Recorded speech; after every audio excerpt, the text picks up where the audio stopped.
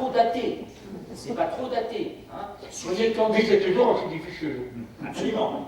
Mais justement, à cause du péché, je vais revenir, à cause du péché, la corruption du monde, etc. Mais, donc, il fait fond sur ce fond commun. C'est-à-dire que Paul est capable d'entrer en dialogue avec ses aspirations universelles et avec la culture des non-croyants.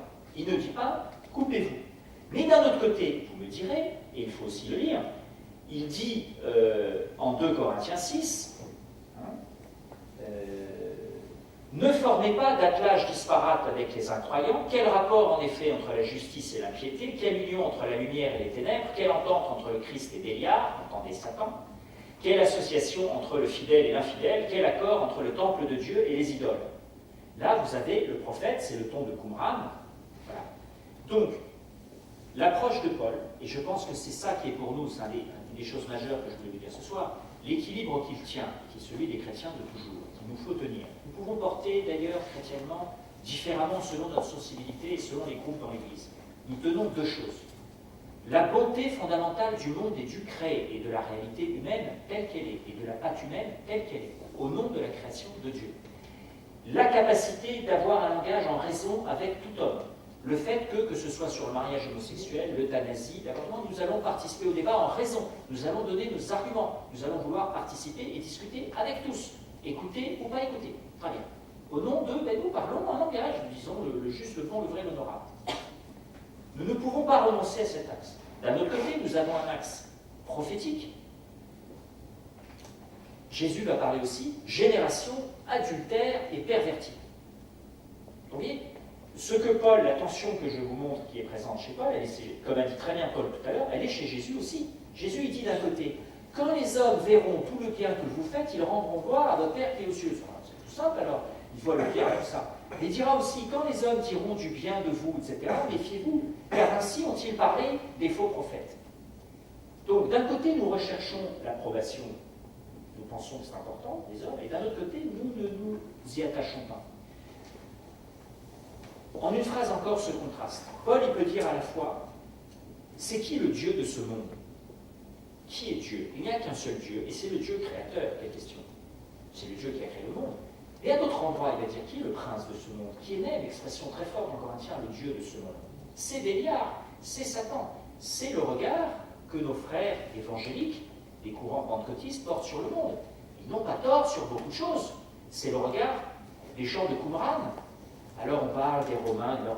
Les Romains qui massacrent des milliers de gens, qui emmènent en esclaves des milliers de gens, qui rendent un culte et qui timent à leurs étendards, qui font des sacrifices devant les étendards de leur religion. Quelle misérable chose humaine. Ils n'adorent que la force brute. Bon, c'est un regard que portent beaucoup de Juifs qui n'est pas entièrement faux. Parce que Rome, après tout, lisons l'Apocalypse, Apocalypse 19 et tout, qui est aussi tout un courant chrétien, c'est l'exploitation, c'est l'esclavage, c'est un système économique. Ah oui, ça marche bien, c'est basé sur des millions d'esclaves qui travaillent dans les mines de Sardaigne, dans les usines de pourpre de Lydie, 12 heures par jour, à casser les coquillages. Donc, là, il y a du péché, il y a du mal, il y a du Satan, il y a des choses qui ne vont pas. Qu'est-ce que ça veut dire en grec? Korinthiazein, corinthianisé. C'est la prostitution, c'est les porcs. Corinthe, voilà, c'est la débauche. Bérénice qui est à la fin des actes, elle en est à son combienième mariage, comme ces femmes de la haute société gréco-latine ou de la haute société juive d'Alexandrie, Bérénice. Et sa sœur Drusille, épouse d'un des procureurs. Vous savez, quand Paul commence à parler de la continence, Félix dit « je t'écouterai une autre fois », parce que vous savez ce qu'il a fait. Elle était mariée à un prince arabe, roi des Mèdes, il a envoyé des émissaires, il l'a fait divorcer, il l'a récupéré, etc. Donc là, il y a un problème. Là, Paul dit sainteté, rigueur. Vous dites que ce que je vais avec les prostituées, c'est que mon corps, ça ne touche pas mon âme. Hein. Corinthiens 6, Paul dit non, pas du tout. On est corps et âme, il y a un problème.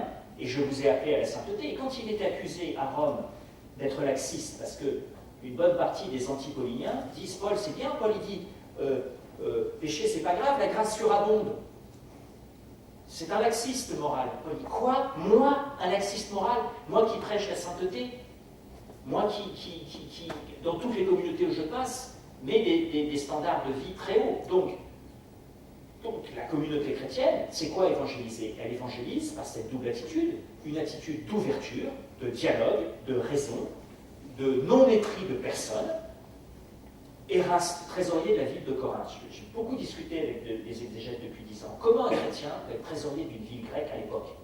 On pourrait dire, si vous êtes une secte, vous êtes dans une logique sectaire, vous dites à Marseille, bon, je ne vais pas prendre des noms, vous dites maintenant, je ne sais pas, je dis en Italie, bon, je vais prendre, vous êtes à Naples, vous dites Camorra, etc., tout est corrompu, les appalti, les chantiers de marché public, comment vous faites? Là, Éraste, il y a les cultes impériaux, le conseil municipal, les affaires, les banquiers. Un chrétien peut être là-dedans? Apparemment. Il écrit même à lettre aux Romains. Alors bon, il y a un certain nombre de trucs où il se fait porter balle, il y a un certain nombre de trucs qu'il ne fait pas. Et puis il y a ce discernement en conscience, jusqu'où on va. Vous êtes chef d'une légion romaine, on parlait de l'armée, vous êtes soldat chrétien sous Dioclétien, on vous dit ça, là vous dites, ok j'y vais, je vais battre les Germains, je vais me battre sur le front de Germanie. Là on vous dit, bon allez, exécute ces 100 personnes, tu dis non. Ah, alors là il y a un problème. Ou fais ce sacrifice devant toute la légion à l'empereur, c'est toi qui dois le faire, et tu dis non. Bon. Mais il y a des chrétiens qui sont fonctionnaires, juges, Romains 13, payez vos impôts, les juges sont là pour rendre la justice. Ce passage absolument fabuleux de Romains 13, qui a posé tellement de questions, on se demande pourquoi bien que Paul l'a écrit, je vous le rappelle, que chacun se soumette aux autorités. Il n'y a point d'autorité qui ne vienne de Dieu. C'est la théologie juive alexandrine, c'est la théologie, exactement, c'est la théologie de la création. Le monde est ordonné, il y a une taxis, un ordre. Qui a créé cet ordre? Dieu. Donc, vous voyez, notre regard de la foi, il voit deux choses dans le monde. Il voit l'ordre et le désordre. Il voit la création de Dieu et il voit le péché. Il voit la création de Dieu, il voit la raison, il voit l'ordre, l'aspiration au bien, au juste, au noble, au vrai, à l'honorable. Il voit que des gens veulent vraiment être bons, être saints, et il voit qu'il y a le mal, parfois même le mal absolu, qu'il y a le péché, qu'il y a un prince de ce monde. Voilà. Alors, comment chrétiennement porter ça? C'est un équilibre. Chacun d'entre nous est plus ou moins sensible à tel ou tel regard. Ce qui est très impressionnant, c'est que Paul lui-même, comme Jésus, tient les deux langages. Il ne lâche aucun des deux points. À la manière des prophètes, Paul voit sa vocation comme une vocation prophétique dès le sein de ma mère. L'appel des prophètes, voilà, séparez-vous des infidèles. Qu'y a-t-il de commun? Vous allez dans les tribunaux païens, mais vous devrez pardonner. Pourquoi vous faites appel? Et, Romains 13, ceux qui résistent contre l'autorité se rebellent contre l'ordre, taxis établi par Dieu, les rebelles se feront condamner. Les juges ne sont pas à craindre quand on fait le bien, mais quand on fait le mal. Tu ne veux pas craindre l'autorité, fais le bien, tu en recevras des éloges. Ah bon, on recevra des éloges de juges païens romains? Ben oui, et en gros, ça marche. En gros, les juges font leur job. Parce que ça veut dire qu'il y a des juifs et des chrétiens à Rome qui disent l'Empire romain, suivez un peu la ligne d'Apocalypse 19, tout ça c'est corrompu, tout ça c'est le démon. Alors si en plus on peut ne pas payer les impôts, tant mieux. Ben, les gens, comme on disait autrefois, en 1976, on dit ah, mais nos impôts servent à l'avortement, alors je paye plus d'impôts, vous avez la bonne excuse, ça sert à faire la guerre en Syrie, ça sert à faire l'avortement, que sais-je, alors je ne paye pas les impôts. Non, Paul dit attendez, j'ai jamais dit ça, c'est au contraire, payer les impôts. Crains si tu fais le mal, ce n'est pas pour rien qu'elle porte le glaive des juges romains. Elle est un instrument de Dieu pour faire justice et châtier qui fait le mal. Et on doit se soumettre non seulement par crainte du châtiment, mais par motif de conscience. N'est-ce pas pour cela que vous payez des impôts? Il s'agit de fonctionnaires qui s'appliquent de par Dieu à cet office. Incroyable. Et c'est un axe fondamental de la théologie judéo-chrétienne, biblique, alexandrine, livre de la sagesse. C'est Pierre dira la même chose dans la première lettre de Pierre, enfin le disciple de Pierre. Voilà. Toute autorité, et ça a laissé cette trace dans la théologie morale catholique qui est fondamentale, qui est qu'il n'y a rien de pire que l'anarchie. Quand il y a une dictature, on pèse très soigneusement les motifs d'une rébellion. Quand au Zimbabwe, il y a 10 ans, Mugabe a fait tuer des dizaines d'opposants, c'était en gros une dictature, les évêques n'ont pas fait un appel en disant bon maintenant la guerre civile on y va. Moi ce que je trouve dramatique dans la situation syrienne, qui m'habite beaucoup depuis 3 ans, comme vous j'imagine, c'est que malheureusement les rebelles syriens n'ont pas lu saint Thomas et n'ont pas lu Aristote. C'est-à-dire qu'ils se sont engagés dans une guerre civile qu'ils ne peuvent pas gagner, ils sont même peut-être en train de perdre, et que ça s'aggrave, et que le chaos, bien sûr il y avait la dictature, mais la situation dans laquelle elle est la Syrie aujourd'hui est 100 fois pire de ce qu'elle était il y a 10 ans. Tu as fait ta rébellion, tu as fait ta révolte, et tu en es où? Tu n'as pas pu vaincre. Les critères de saint Thomas, j'ai débordé un peu dessus, mais reste d'une actualité vibrante. Donc, Romains 13, tant que l'ordre, c'est important, l'ordre, la sécurité élémentaire. Alors évidemment, vous connaissez les dilemmes d'un Dietrich Bonhoeffer, vous êtes en Allemagne, nazi, en 1944, là on est dans un cas un peu particulier, où Bonhoeffer dit bon, là, effectivement, le tyrannicide, mettre une bombe pour faire sauter Hitler, là en conscience, je suis obligé de le faire parce que je défends des vies, etc. Mais c'est vraiment l'ultime recours. Pourquoi? Au nom d'une théologie de la création. Autant dire, autant que je puisse voir qu'il y a du désordre et du péché dans le monde, il y a néanmoins de l'ordre et du bien. Et je suppose, j'ai un regard de foi et de confiance sur les êtres. Voilà. Moi, c'est un argument d'apologétique fondamental que j'emploie au niveau de la foi. Quand je vais acheter mon pain, je ne suppose pas que le boulanger va mettre du cyanure dans le pain. Pourquoi? J'en sais rien, il peut le faire. Parce que le monde tel qu'il est, il a intérêt à faire du bon pain, parce que les gens l'achètent, je lui fais confiance. Spontanément, tant que je n'ai pas de preuve du contraire. J'utilise un langage, je fais confiance que jusqu'à preuve du contraire, le policier, le juge, le magistrat vont faire leur job. Parce que Dieu a créé le monde comme cela. Alors oui, il y a des juges corrompus, des policiers malhonnêtes, des aubergistes qui tuent l'auberge rouge et les Fernandel. Bon, oui, ça arrive, enfin c'est rare. Et je ne peux pas baser ma vie sur le fait qu'il y aura ça. Donc, cet équilibre, bon, pour conclure, bonté du créé, je souligne ce qu'il y a de positif dans les autorités, dans la vision morale commune, Philippiens 4.8, tout ce qu'il y a de noble et juste vrai, et d'un autre côté, je suis capable de voir aussi tout ce qui ne va pas, de voir qu'il y a du Satan, il y a du péché dans le monde. Et là, effectivement, il y a un moment, il faut savoir dire non. Je ne sais pas si certains d'entre vous sont allés voir un des films les plus durs que j'ai vu depuis longtemps, The Counselor, Cartel en français, de Ridley Scott, qui est sorti en novembre. Vous avez une rencontre avec le diable, vraiment diabolique, qui va dans un confessionnal, qui va se confesser, et il y a le prêtre qui est là. Qu'est-ce que vous faites? Alors le diable, elle est plutôt mignonne, elle s'appelle Cameron Diaz. Sauf que nous, ça fait 2 heures qu'on la voit et on sait que c'est le vide qu'elle fait tuer tout le monde, c'est le mal absolu. Et elle vient être dans la provocation proprement diabolique. Et quand les gens, nous, ça nous arrive parfois comme ça, des gens qui viennent dire ah machin, truc, et alors bon. Et alors, au bout d'un moment, il dit écoutez madame, je crois qu'il vaut mieux que vous partiez. Et elle, naturellement, elle insiste, elle dit écoutez, je vais partir. Et il se lève et part. Et il n'a pas d'autre choix. À certains moments, on est affronté au diable. Et donc, on pourrait conclure à la question du martyr, c'est-à-dire que oui, à certains moments, le chrétien, en conscience, il y a un discernement qui pose. Là, malgré tout le bien du monde possible, là, je vais dire non. Là, en conscience, je vais dire non. C'est pour ça qu'il y a eu pendant 3 siècles des gens qui, à certains moments, font la non. Mais il ne faut pas penser les premiers chrétiens comme ayant eu une logique sectaire, à la manière des groupes évangéliques américains qui vont être complètement dans le refus de tout, voilà, de tout loi naturelle, de toute théologie, de toute raison. Ce qui compte, c'est de dire Jésus-Christ vous aime, il faut convaincre les gens, il faut que les gens connaissent Jésus-Christ. Oui, d'accord, c'est pas vrai, ça ne suffit pas. Le témoignage chrétien ne consiste pas uniquement à l'annonce du kérigme, il consiste aussi dans une lettre. Alors, bon, nous, on a des débats sur l'euthanasie, les mariages homosexuels, bon, on est là dans notre société, on ne se stresse pas, on ne s'énerve pas, on est calme, on ne trouve pas surprenant, tout le monde ne pense pas comme nous, on ne trouve pas surprenant d'être une minorité, voilà, mais on donne notre avis, on pense que c'est important. Qui écoute? Celui qui a des oreilles, selon la formule favorite de Jésus, celui qui a des oreilles qui l'entendent. Une question précise. Concernant Saint Paul, à quel moment de l'histoire du christianisme on met sur le même plan, on va dire, ou en tout cas le même mode de diffusion, les épîtres et les évangiles proprement dit? C'est facile. On l'a dans la fin du Nouveau Testament, c'est dans la 2e lettre de Pierre. Les écrits des apôtres, de l'apôtre Paul, sont compliqués et certaines personnes en font un mauvais usage. Donc on sait déjà que c'est des écritures inspirées. Non. C'est-à-dire que, bon, un peu concomitant, disons comme ayant un statut de même niveau d'inspiration que les évangiles, il faut donc que les évangiles aient été écrits, in the first place, donc au moins vers 115. Puisque la 2e lettre de Pierre, vous savez, c'est l'écrit le plus tardif du Nouveau Testament, en général daté de 115. Donc la 2e lettre de Pierre en 115 témoigne du fait qu'on a fait des collections de lettres de Paul et que ces collections ont valeur d'écriture. Évidemment, au moment où Paul écrit, Paul, il n'y a pas d'écriture chrétienne, il est le premier, et Paul n'était pas conscient de faire l'écriture. Quand il dit l'écriture, c'est la Bible, c'est l'Ancien Testament. Donc là, on voit le phénomène à l'œuvre avec la 2e de Pierre. Donc ça veut dire quand même que dès les premiers temps de la diffusion du christianisme, le corpus est à peu près celui que nous avons maintenant. Les premiers temps, je veux dire à la fin du 1er siècle, oui. C'est ça. Et il n'y a pas trop de débats. C'est vrai qu'on nous bassine avec l'évangile de Thomas, de Judas, de Philippe, de que sais-je. Ce sont des textes gnostiques égyptiens qui ont une diffusion. Alors, il se trouve qu'en Égypte, il fait très chaud, très sec, et qu'effectivement, dans certaines amphores, on trouvait des trucs longtemps après. Bon, si on pouvait trouver ça en Syrie ou en Antioche, on trouverait d'autres choses. Ce sont très probablement des textes qui ont eu une diffusion assez limitée dans des groupes déjà, on va dire, dans notre logique à nous, très sectaires. Donc gnostique, vous savez, le salut par la connaissance, donc un courant qui démarre à la fin du 1er siècle.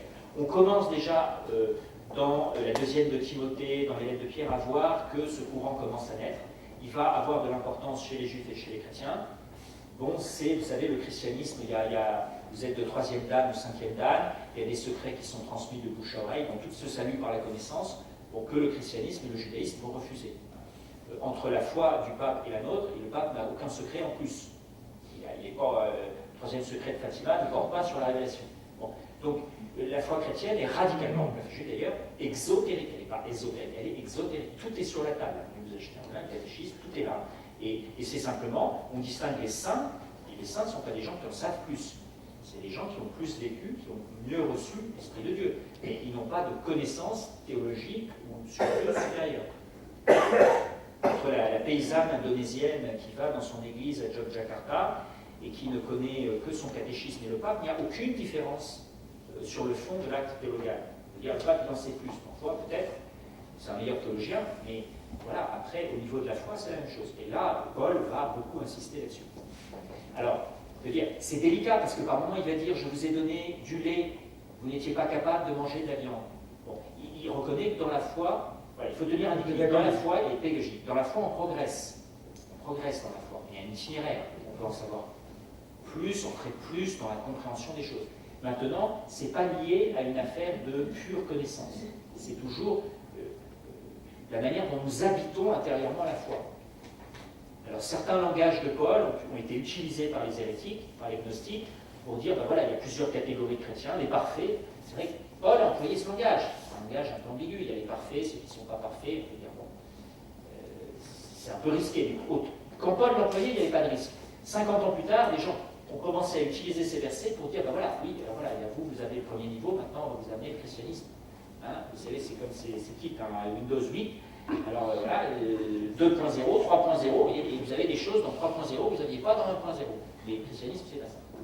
Voilà, je voudrais rajouter quelque chose là-dessus, parce que c'est les rares incursions que j'ai faites en histoire, c'est justement la naissance du gnosticisme, on devrait dire des gnosticismes, parce qu'il y a plusieurs gnos, celle de Valentin, celle de Basilide, celle de Marcion, dans les milieux syriens, etc. Bon, bref. Et ce que fait par exemple Marcion, s'il prend l'évangile de Luc, il dit je vais le réécrire. Parce que dans l'évangile de Luc, il dit bon, il y a un truc qui ne me plaît pas, c'est le Dieu créateur, etc. Alors qu'au fond, la figure de ce monde, elle passe, et ce qui compte, c'est le spirituel pur, etc. Et donc, l'opération propre de ces gnoses, c'est d'isoler la nature et la grâce, de séparer à l'âge en disant la nature c'est pourri, et c'est un peu le même geste que ce dénigrement, cette accusation dans les milieux sociaux et politiques de tous les temps. On dit c'est pourri, moi j'ai eu un petit salut comme ça, entre initiés. Hein. Et l'évangélisation c'est de tenir les deux à la fois. Paul se tarde de gagner sa vie en cousant des tentes, n'est-ce pas, et non pas en profitant de subsides spécial d'une cohorte d'initiés. Et alors, des gens comme Marcion, n'est-ce pas, vont justement dire, ben alors, dans l'évangile, on va choisir tout ce qui concerne, tout ce qui est rationnel, tout ce qui décrit simplement la dépendance de la création par rapport au Créateur, on enlève. Le Créateur est un méchant, le Sauveur est un bon. Il y a une parole des psaumes, le psaume 120, je crois, qui nous dit des choses de façon très très simple. Je lève les yeux vers des montagnes. Les montagnes, les difficultés, les péchés, les obstacles. D'où vient le secours? Et la réponse est lumineuse. Le secours vient du Seigneur qui a fait le ciel et la terre. Donc la question, l'objection qu'on peut faire aux gnostiques, c'est mais qui peut me sauver sinon celui qui m'a créé? Qui peut me réparer sinon celui des mains desquelles je suis sorti? Et le gnosticisme est une tentation, pas simplement une tentative, une tentation d'opérer un salut à partir d'une spiritualité déconnectée de la réalité. Et là contre, justement, l'enracinement que saint Paul préconise, tout en reconnaissant qu'il y a des points de rupture, d'accord, mais nous sommes citoyens avant tout de cette terre. Hein.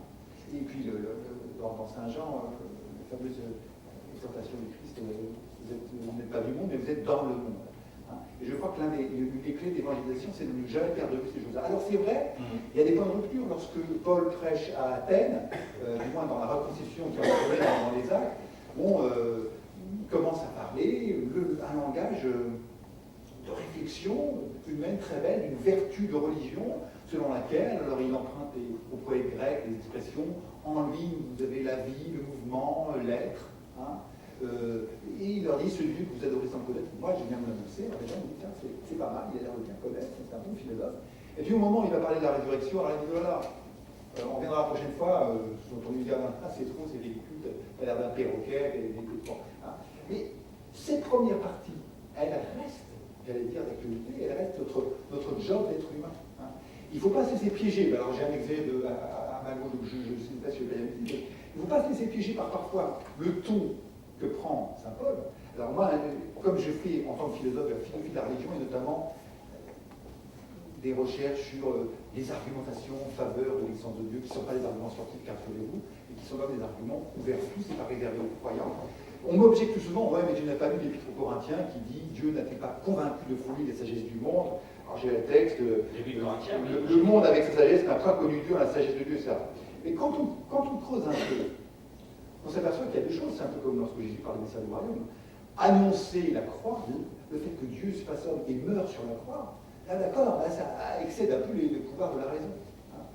Mais ça ne l'exclut pas non plus. Et puis surtout, quand on regarde un petit peu, lorsque saint Paul parle de la sagesse du monde, il fait référence à son texte d'Isaïe, dans lequel la sagesse du monde, la Sophia tout cosmos, c'est la sagesse c'est la sagesse de l'argile qui dit au potier, non, tu ne m'as pas fait, tu ne m'as pas façonné. Donc c'est le contraire d'une sagesse. C'est le refus de reconnaître que je ne me suis pas fait moi-même. Et saint Paul là-dessus peut le dire en un langage totalement décodé lorsqu'il dit, qu'as-tu que tu n'aies reçu? Alors pourquoi t'en m'enorgueillir comme si tu ne l'avais pas reçu? Et je pense qu'aujourd'hui, nous vivons une époque où l'homme est tout-puissant, du moins prétend être tout-puissant, prétend tout maîtriser, from one to ten, de la conception à l'élimination préventive. Hein. Eh bien, il y a une chose encore que nous pouvons faire.